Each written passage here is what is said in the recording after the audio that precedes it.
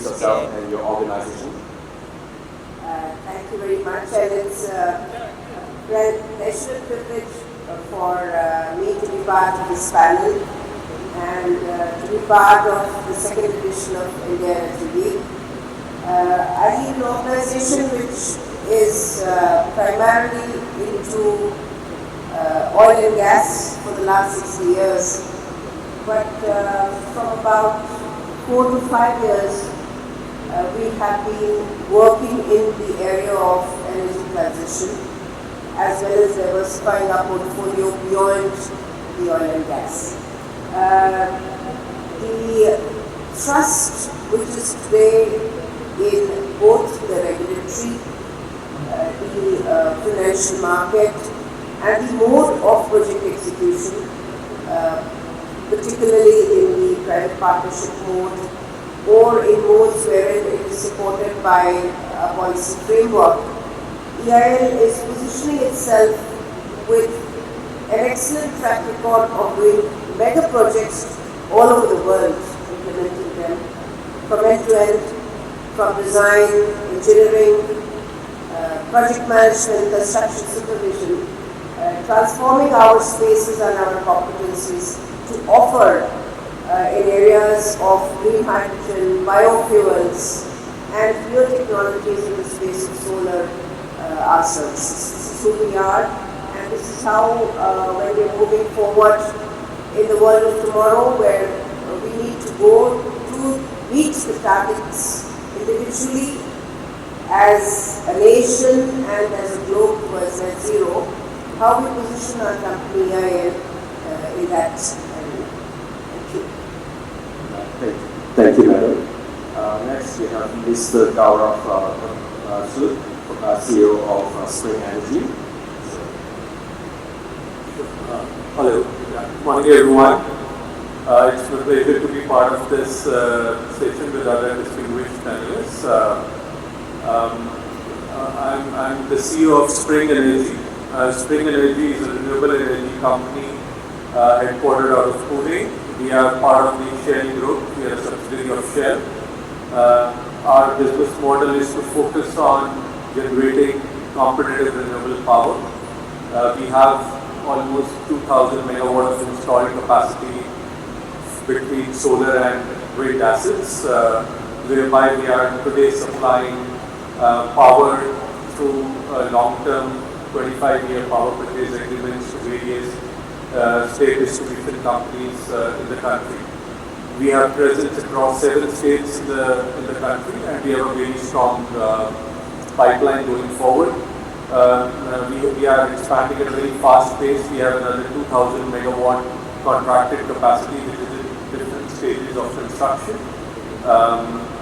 As part of Shell, we are now looking to play a much bigger role in the energy transition. One, of course, is to supply renewable power to the utilities, but at the same time, how we could decarbonize the commercial and industrial segment also by supplying power to them to meet their needs. The Indian industry has gone through, Indian renewable industry has been a very successful story, backed by very strong political will in the country, and we are very glad that we are contributing our role in this journey. Our business model is that we do right from project development, which means we either lease land, we buy land across various states, we go and sign the power purchase agreements with our customers, and then we are doing the entire engineering, procurement and construction for these projects. We set up these projects usually between 18 months to 24 months time period, and then we are operating once these assets, once we commission them. So right from development to EPC to operations, that's the focus area we have. And within Shell, we also have our trading, power trading business. So overall, we play an integrated play across the entire value chain, right from generation to trading and supplying power to both utilities and commercial and industrial consumers. We can, today our focus is onshore power, but we are looking at offshore wind as well as the market opens, and to new areas, be it green hydrogen, etc. As they are becoming viable, since renewable is a very large component there, we look to contributing there as well. Yeah, so that's more or less about our company. Thank you. Thank you, Dr. Gaurav. And next we have Madam Engineer Nawa Hanani. She's the Director of Future Energy Department from the Ministry of Energy and Infrastructure, United Arab Emirates. Good morning, everyone. Thank you for inviting me to participate in this gala. So basically, I'm the Director of Future Energy Department in the Ministry of Energy and Infrastructure in UAE, United Arab Emirates. Our ministry is very big, so it is in charge about the energy, both the clean energy and petroleum. We are also in charge about the infrastructure, transportation, land, and also maritime. We are responsible on housing. So we have a lot of mandate in the ministry. Basically, in my department, we are in charge on creating and crafting the strategies for the energy sector, as well as preparing the policies that ensure that UAE achieve their targets. We have updated our energy strategy last year to ensure that we are tripling our renewable energy, aligned with the company presidency call, where we have joined the global pledge for the renewable and doubling the efficiency pledge that was announced and launched in COP28 last year. In the strategy itself, we have the updated energy strategy for 2050, and also we have established the national hydrogen strategy. And I'll stop here and please close. So, last year, 2023, we have seen record being focused across the world in climate change, and from extreme drought to extreme weather events such as tropical storms, flooding, and extreme heat waves across the world, both on land and ocean. So we have seen what climate change will be in the next 10, 20, and until 2050. That will have impact on all of us. So we have experienced, all of us have experienced one form of climate change in some form of extreme across the world. So now the thing is, if you read all the headlines from last year, it's very depressing. But we also want to focus on the positive side that happens in the renewable energy sector. And 2022, the solar PV, for example, reached 1 terawatt capacity installation milestone. And last year, global wind, both onshore and offshore, reached 1 terawatt of capacity installation. So, and we at Vartika Energy, we predict that the doubling of that will happen very, very soon. For example, the next terawatt in wind, global wind, will probably occur in 2029 or even earlier than that. So there's an acceleration in renewable energy adoption and installation across the world. And here in India, we have seen that the 500 gigawatt 2030 target is on the way and could actually be met earlier. Yesterday we heard from Honorable Prime Minister Modi mention about pushing rooftop solar installation across 10 million homes in India, and then the government also announced 60% increase in subsidy, increase to 60% of subsidy for rooftop solar installation across India.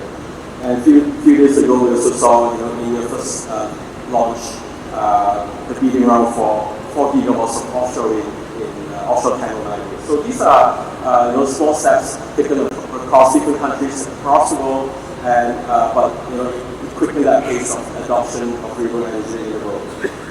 So now we come to the panel and want to ask, and all of you are from very diverse background, but we all have the same objective moving forward. So let's start with in terms of from the context of emerging economies, right? most of the countries here in Asia. So how can public and private partnerships can be structured so that this whole renewable energy sector can be can move together to address that kind of infrastructure and financial challenges. We have seen that the headline numbers for renewable energy, cost of it is going to be massive because we need to triple that amount in the next 6 years. So how can coming from the public sector and the private sector can move together to address these challenges and to move towards that goal? May start with Madam. You're so right. I mean, when you have, let me speak not just for our country, but for, let's say, the global south, wherein, specific to our country, we have 1/3 the energy consumption when you compare it to the global average.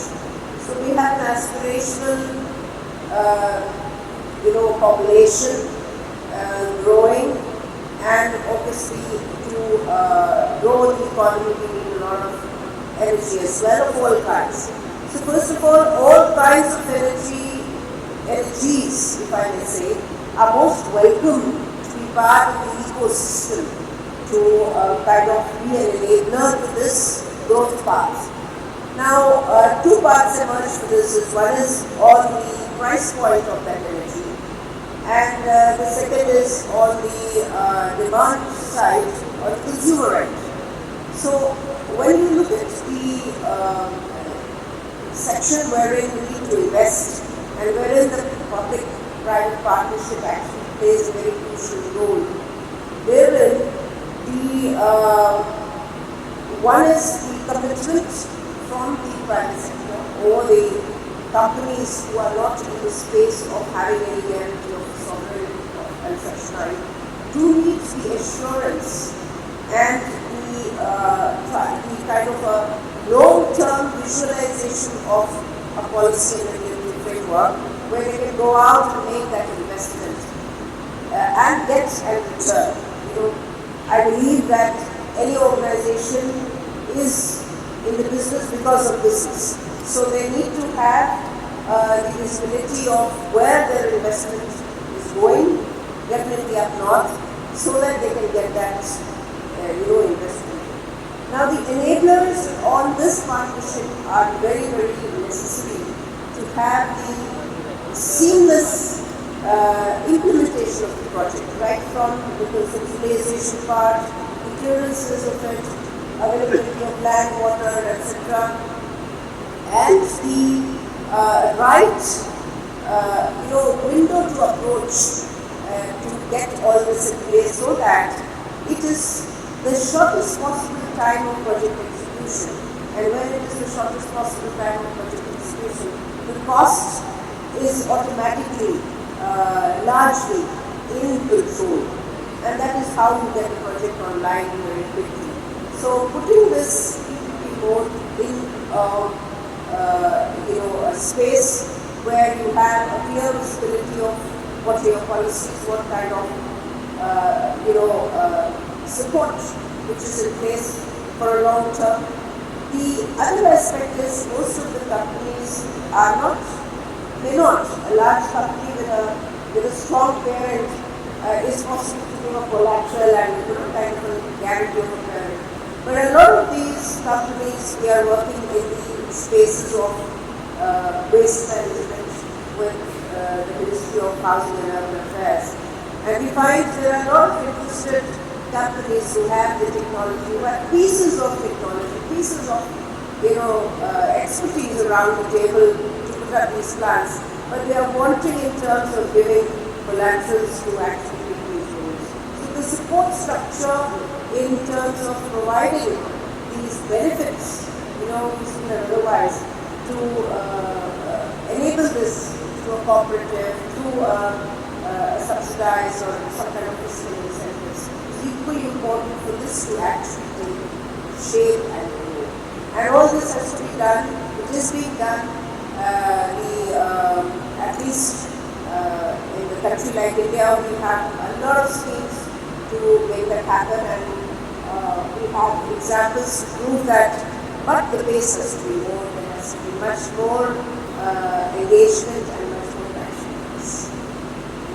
Madam, what about you, Dr. Gaurav? What's your take on PPP?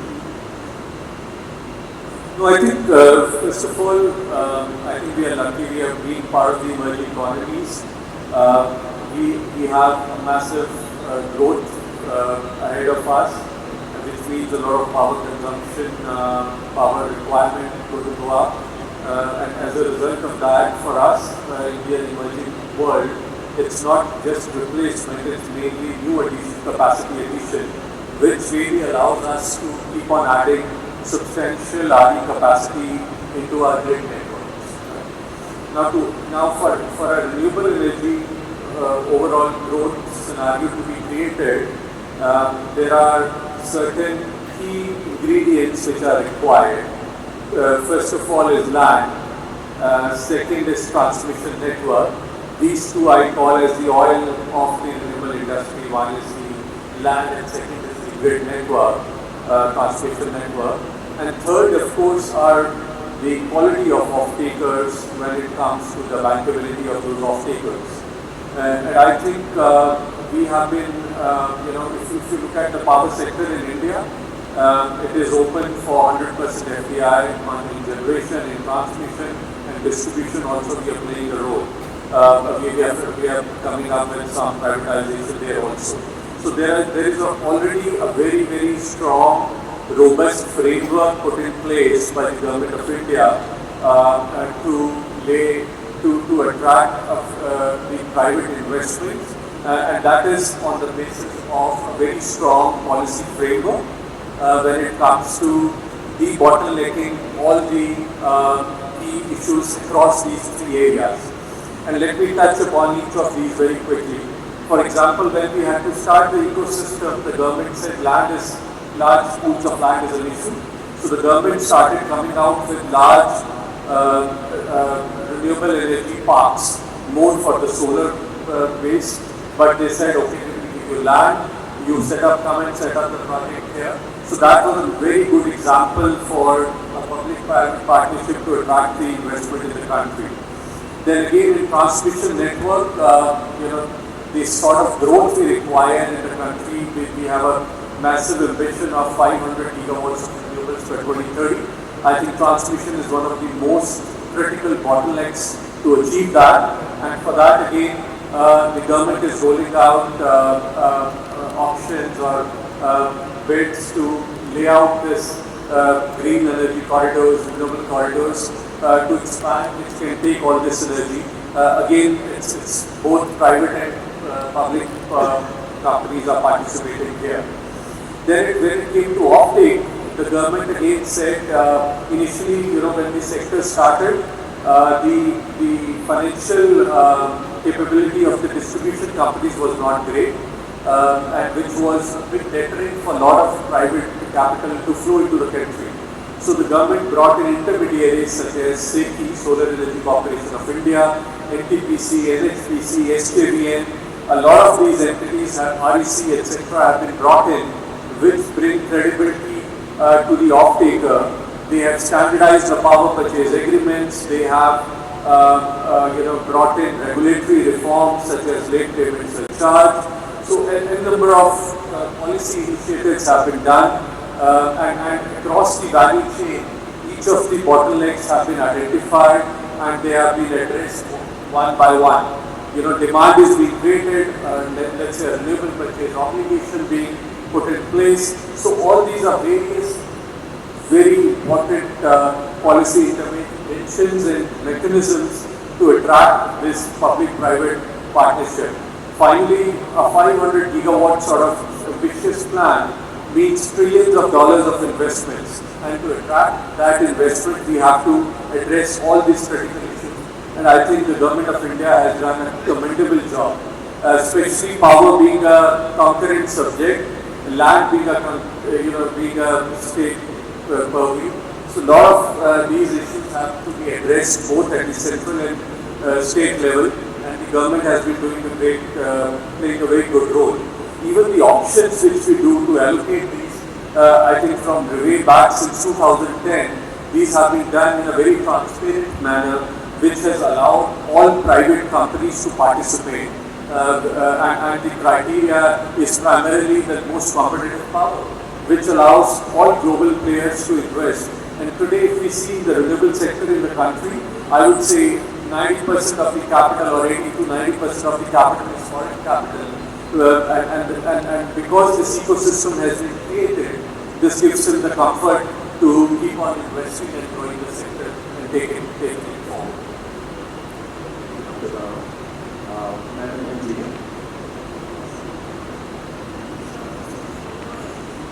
We have, first of all, in 2017, launched our national strategy for energy, the UAE Energy Strategy 2020.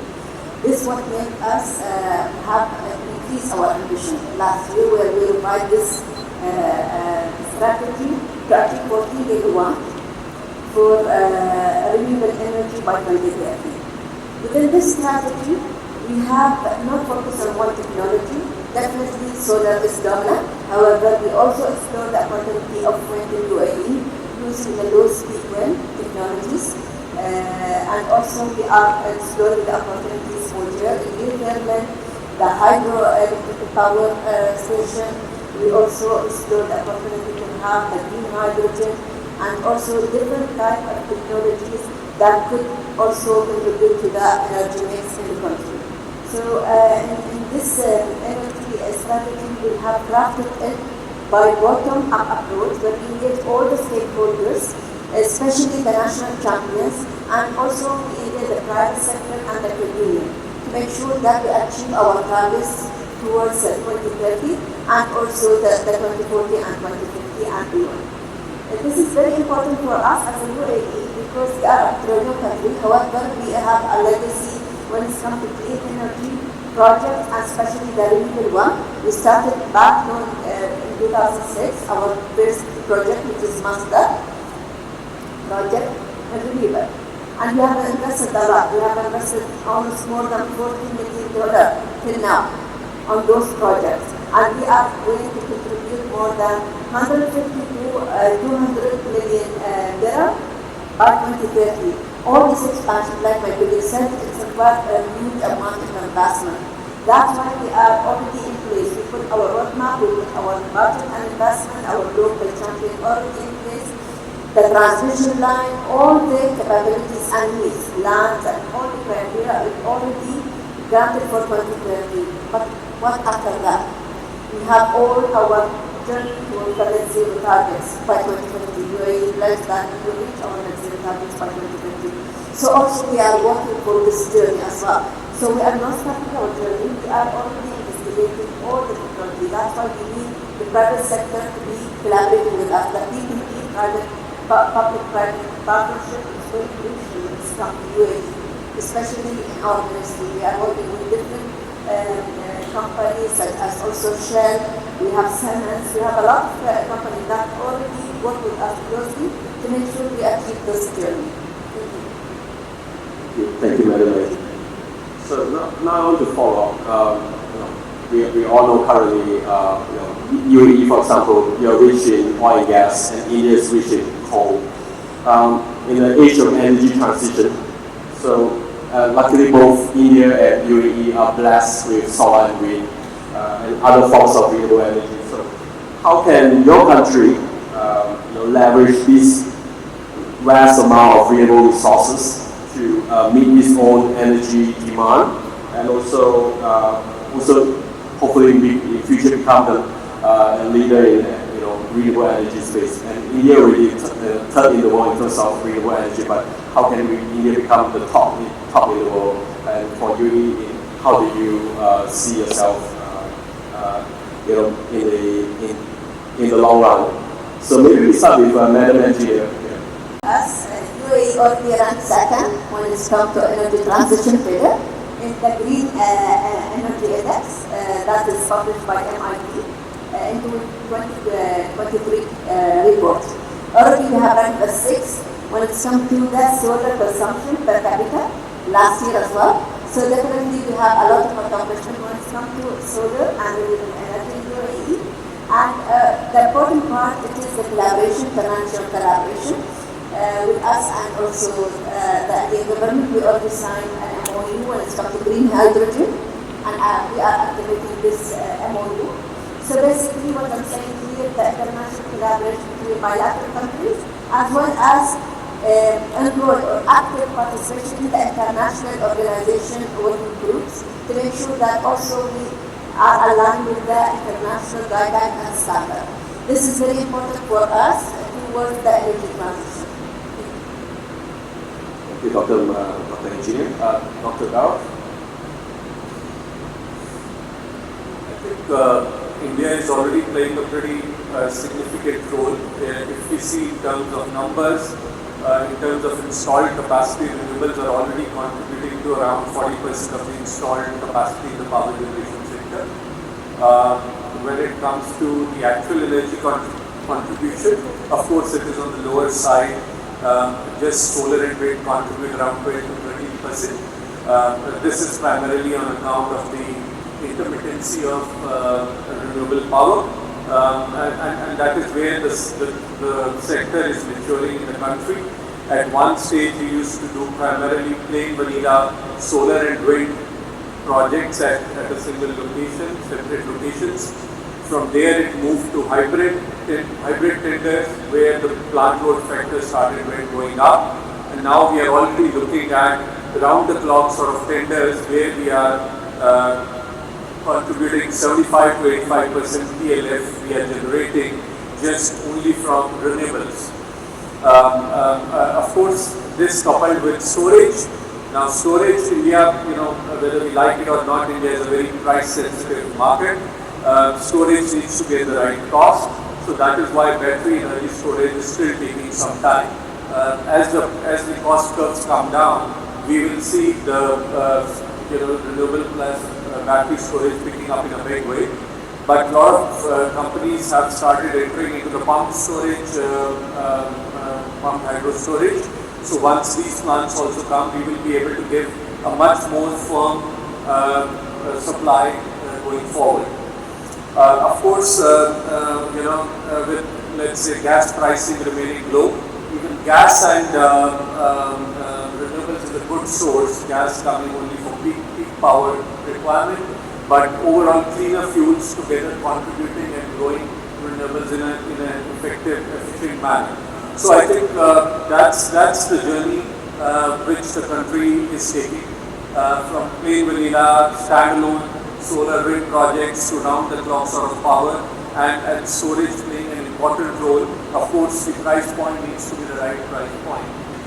We are looking at offshore energy, offshore wind also to start fairly soon in the country. The government is really incentivizing the green hydrogen ecosystem by giving various sorts of, let's say, incentives for companies to invest. Maybe today the driver would be more in terms of exports from India for green hydrogen and ammonia, but going forward, once the domestic consumption or the domestic demand rises, maybe on account of certain obligations, etc., even that will pick up. I think another important role which India has to play is in the global supply chain contribution. I think India across sectors is considered as a factory of the world. Of course, China plays a very important role, but India is emerging as the second choice destination. And I think it's very important looking at the geopolitics, looking at the challenges which sometimes happen, that it is important that we have alternate robust supply sources, and India has a very important role to play. For example, for wind, all the global OEMs in the world today have their manufacturing base as India, from where they are supplying to Europe, US already. India did miss the, I would say, the bus on the solar manufacturing value chain, but now with the government's focus on Atmanirbharta, I think we are really again focusing on putting up a large capacity for the cell manufacturing and over a period of time into further upstream in the value chain. We already have a substantial module manufacturing capacity in the country. For electrolyzers, there are a lot of companies setting up their manufacturing capacities in India.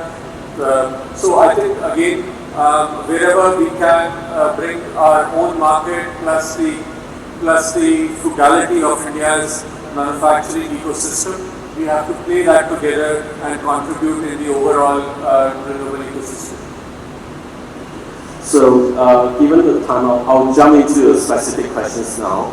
So, Madam Vartika, given engineers India limited extensive experience in engineering, consultancy, and project implementation.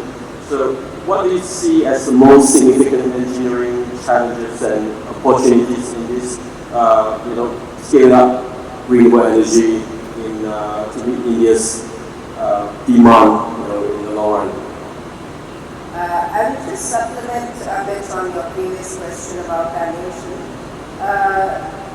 India as a country is part of two very significant global alliances.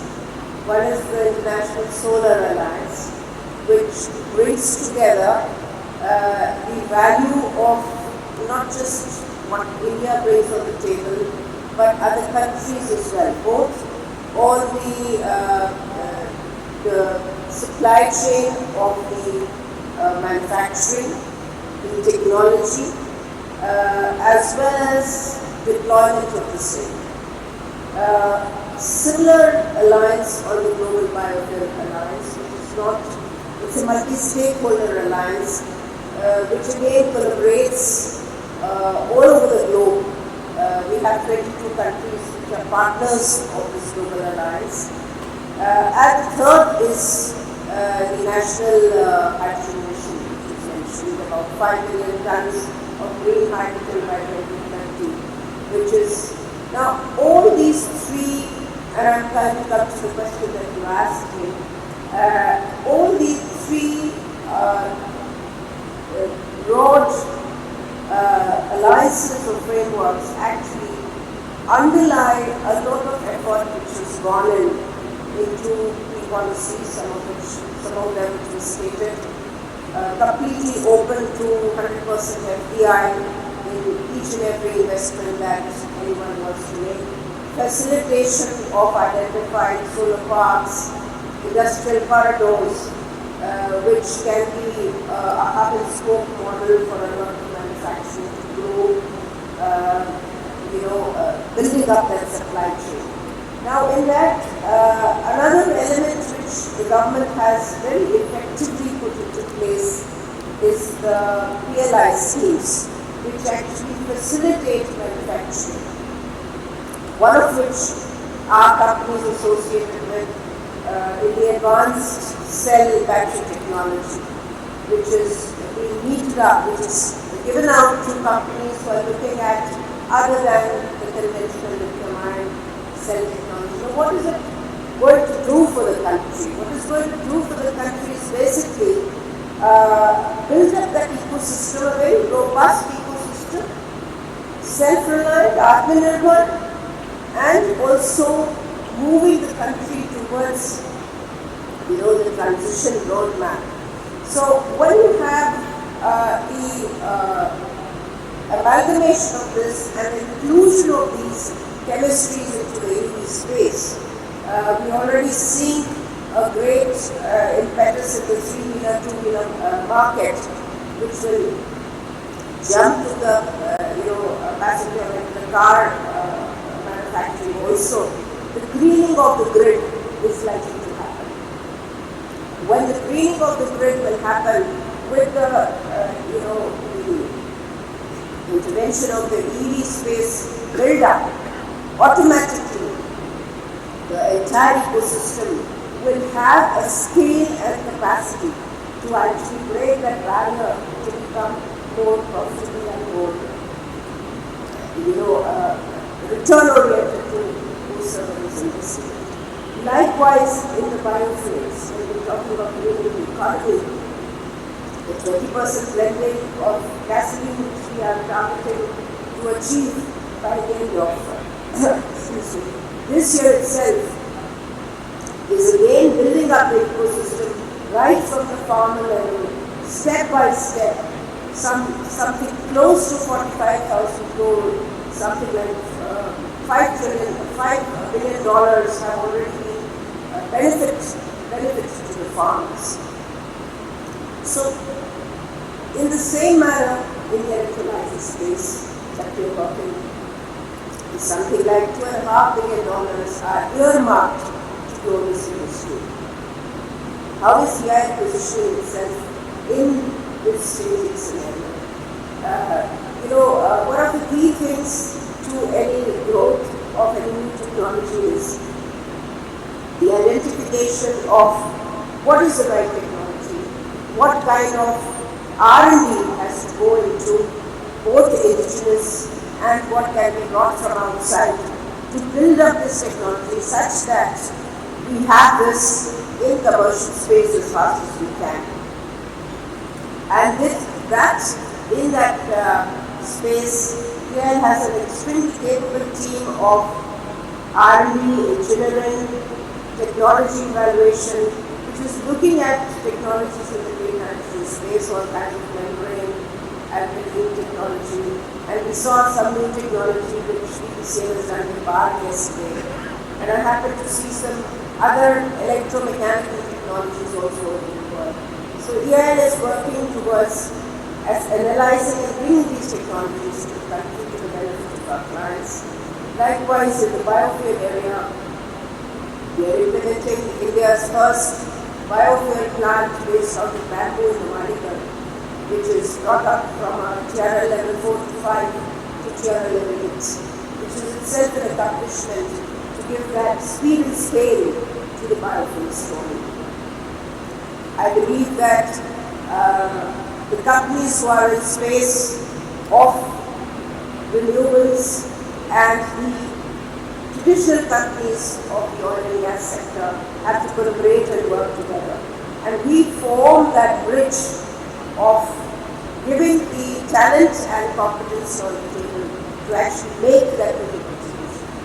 We are very well positioned, not only in India but across the globe, to actually go and take up these challenges and these things. Thank you very much.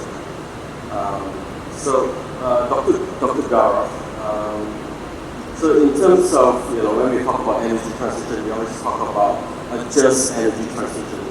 So community engagement is always considered a key factor in the success of renewable energy projects. So how does spring energy involve local communities when you develop these renewable energy projects in your portfolio?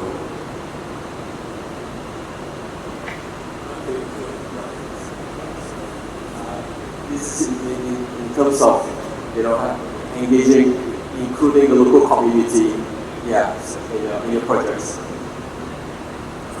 I would say for all renewable energy projects, we need very large land area.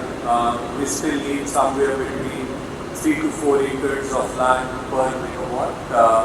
And if we want to set up 500 gigawatt of capacity in the country, we are talking thousands of millions of acres of land. So, and mostly these projects are set up in states which are resource rich, number one, which means that you are focusing in particular states for solar, maybe Rajasthan, Gujarat, AP, Karnataka, let's say MP, 4-5 states, and then for wind it is again Gujarat, Karnataka, Tamil Nadu, MP through other states. So, and since you acquire large pieces of land, basically you are going to areas where land is not, it is unusable land, etc., not used for agriculture. These are usually remote areas, but still this land, when you go, you are going, and land is something which is very close to everyone's heart. It is going as generations, people pass it on from families. Yeah. So you are going and setting up projects and becoming part of the community. So our approach always is that how can we become a part of that community, because that is their asset. Of course we own them, but it is set up in their ecosystem. They have to own it, accept it, and really contribute to it, not only during construction but during the entire operation stage. I think with that approach of looking at how we can work with the community, take the community along, is how you can actually set up these projects in a successful manner in the long term. Usually we work with, we have two pillars on which we work. We have education as an important pillar. We have sanitation as an important pillar. We have job creation or skill development as an important pillar. I think these are the 2-3 pillars which we as a company, Spring and Shell, we focus on and work with our communities. We will take up local schools, we will improve their infrastructure, we will set up sanitation facilities, we will have self-help groups to teach various vocational trainings. Some is for renewable sector, some is for other skill sets, etc. But I will say the key point is how the community benefits with our presence. And also, for example, usually we don't prefer buying land, we prefer leasing land. It's a continuous income for the people. Then we use them during construction, we use their equipment, we use the manpower, we train the local people, we want to use the engineers, technicians from the local areas. So I think that's how you work and make sure that the community accepts these assets as their own assets, then only you can successfully run them, and that's our approach towards it. So for Madam Engineer now,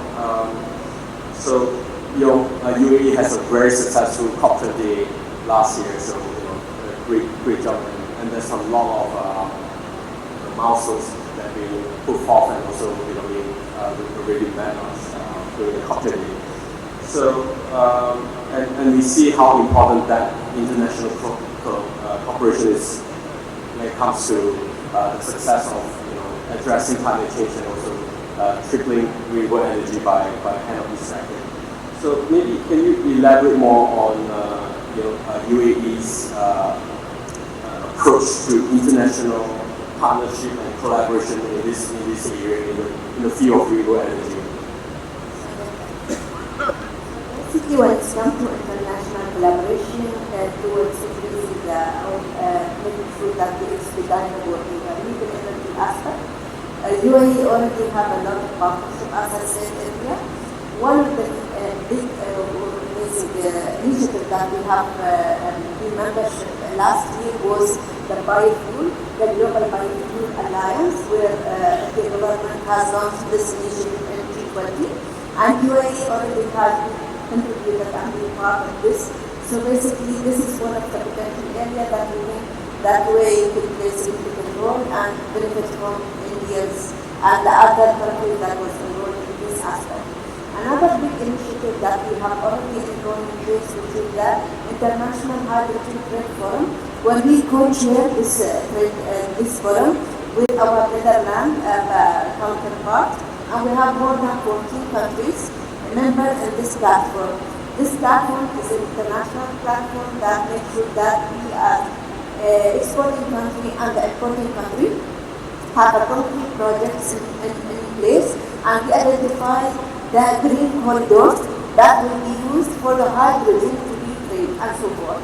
So those platforms are very significant platform to make sure that we achieve our renewable targets as a country as well as other countries. Because UAE is not only doing the business inside the country, we already invest outside the country. We have already spent more than $50 billion till now in more than 20 countries abroad. So some of them are commercial projects and some of them humanitarian projects, like helping the other countries to achieve their targets. I'll stop here because I see the time is up. So Yes, thank you, Madam Engineer. Maybe it's good time we wrap this up as well. So maybe within 1 minute, you can answer the question. Let's see in 2050. If you look ahead in 2050, renewable energy power the world by then. We started I have no ability to look into the crystal ball and predict, but I will try my best. In my view, I think it will be in a position to be a very key element in the whole space of energy. I'm a little skeptic in a manner that there could be some things which we have not seen when we look at the life cycle analysis, carbon footprinting, at the entire, as they say, well-to-wheel kind of story. But there is a lot of energy in the space of new technologies and innovations, and human character is such, and we surpassed COVID because of that ability to do the impossible possible. So I'm sure with that spirit of innovation, spirit of breaking barriers, we will have the renewable as a key player of global energy. Dr. Dara? Over time, the climate change related issues will become more and more critical, serious. So I think countries which are really serious about it are already on the path, but I think everyone will have no choice but to work towards decarbonization in a very focused manner. It will not be a choice any longer, and that is why I see that overall renewables will be at the center of this strategic piece. There will be, of course, a lot of focus on clean energy technologies, relatively cleaner fuels. There will be a presence of all types of fuels still, because we need reliability, we need quick ramp up, etc. But yes, overall in the grid, a lot of renewables will be there across the world. That percentage will be much higher than what we are seeing today, or let's say we have envisioned. So I think the direction is very clearly there. There has to be a lot of, let's say, learning to be done on how to keep our grids stabilized, our grids, and let's say react to all this intermittency, how to make it more stronger. A lot of effort will happen there. There will be definitely focus on controlling supply chains for the critical elements, etc. So once again, I think the direction is very clearly towards more and more cleaner fuels in the days to come.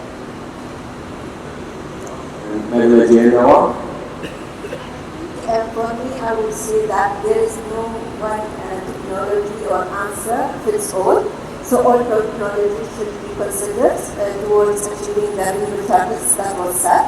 I think the global renewable and the double efficiency pledge that was launched last year at COP28, there was more than 130 countries committed to this pledge. So there is a potential to achieve those renewable targets that is necessary to achieve the Paris Agreement goals by 2030. So definitely there's a hope, but we have to collaborate with each other, and definitely international collaboration is the key towards achieving those targets. Thank you.